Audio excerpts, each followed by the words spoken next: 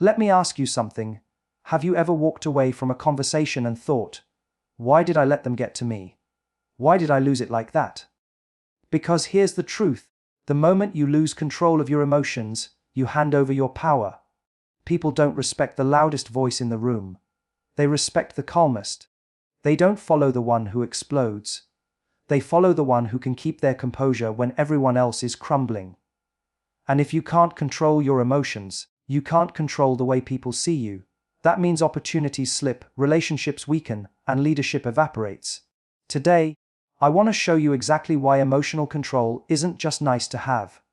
It's the difference between being respected and being dismissed.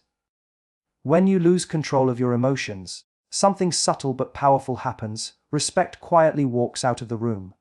People may nod, they may stay silent, but inside they're recalibrating how much weight your words really carry. The truth is the moment you lash out, panic, or spiral, you stop being the person they can trust to steer the ship. You stop being the anchor, and instead become another storm they have to brace against. And no one respects the storm, they just try to survive it. Think about the people you've admired in your life. Chances are, it wasn't the ones who screamed the loudest or let anger dictate their actions. It was the ones who could take a hit, absorb chaos, and still make everyone feel grounded. Respect is born in those moments when tension is high, but you choose to hold your center. Every time you let emotions dictate your behavior, you show people you're reactive, not reliable, and reliability is the bedrock of respect. Even in personal relationships, the same rule applies. If you fly off the handle in arguments, it doesn't matter how right your point is. The emotional chaos drowns out your logic. The other person walks away remembering how you made them feel, not the substance of what you said. And if what they felt was fear, exhaustion, or overwhelm, respect deteriorates little by little, until there's nothing left but distance. In professional settings, the stakes climb even higher. Colleagues, bosses, or clients don't just watch what you say. They study how you say it under pressure. One moment of emotional volatility can erase years of credibility, because people assume, if they can't control themselves, how can they control outcomes? Respect doesn't vanish with a bang. It slips away in those flashes of weakness where your emotions become louder than your intelligence. Composure isn't loud, it isn't flashy, and it doesn't announce itself with grand gestures, yet it carries a weight that everyone in the room feels. When you stay calm under pressure, people instinctively sense that you're in control, even before you say a word. It's not about suppressing emotion, it's about owning it so that it doesn't own you. That quiet steadiness becomes a silent signal, telling others, I can be trusted. I won't crack when it matters most. Strength isn't always visible in the form of dominance or force. Real strength is measured by restraint, by the ability to choose clarity when chaos is tempting you to react. The person who doesn't flinch when provoked, who listens fully before speaking, instantly shifts the dynamic in their favor. Composure disarms aggression, calms fear, and inspires confidence without needing to raise its voice. It's the power of influence without the performance. In moments of crisis, people aren't looking for the one who panics, they're looking for the one who steadies the ship. Composure makes others feel safe in your presence, and safety is a magnet for respect. Whether in boardrooms, friendships, or conflicts, your ability to remain grounded communicates that you are not controlled by circumstances.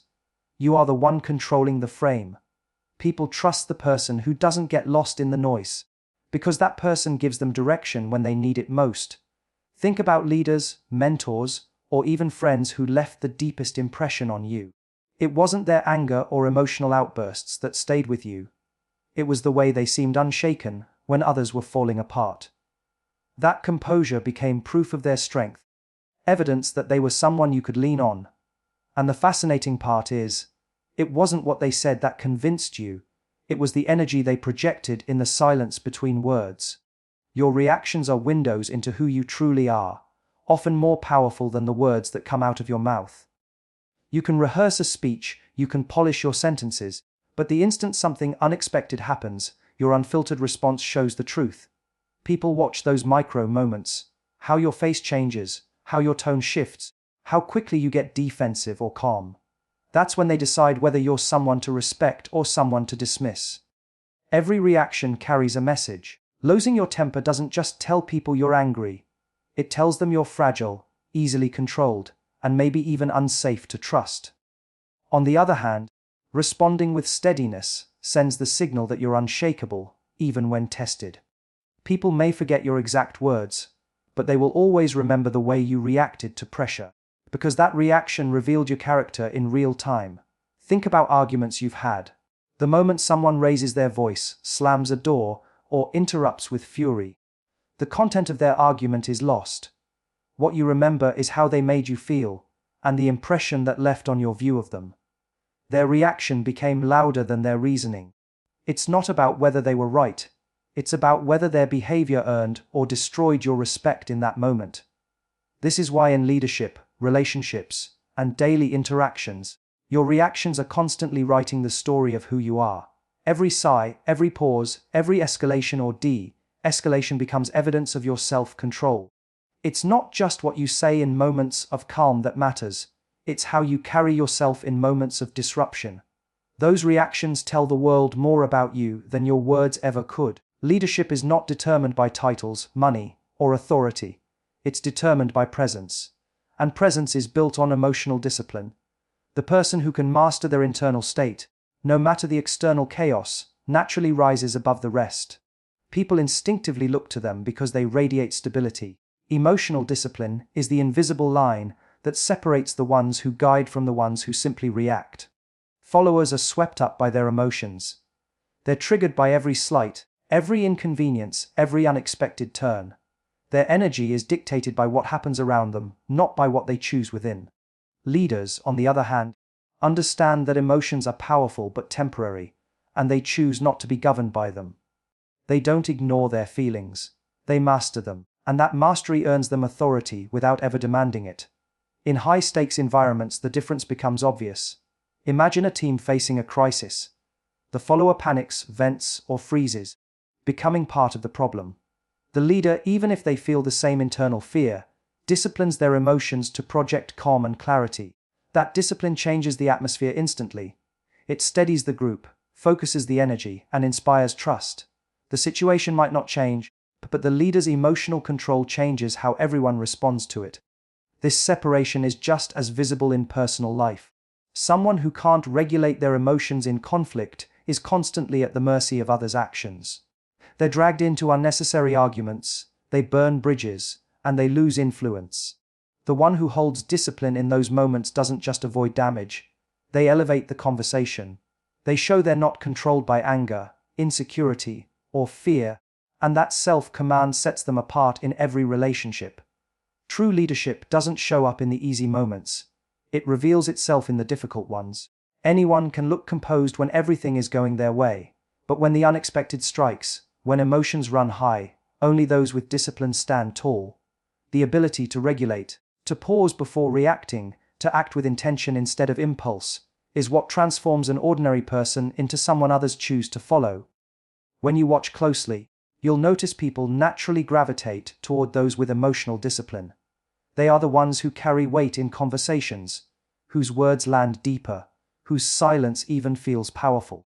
Followers crave direction, leaders create it, and the defining factor that separates them isn't intelligence, talent, or charisma.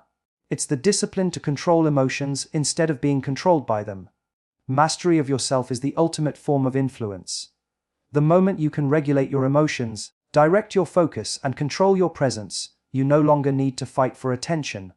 People naturally give it to you. Rooms are commanded not by volume, but by energy, and the person who has mastered themselves carries an energy that others can't ignore. When you enter a room, people aren't just listening to your words.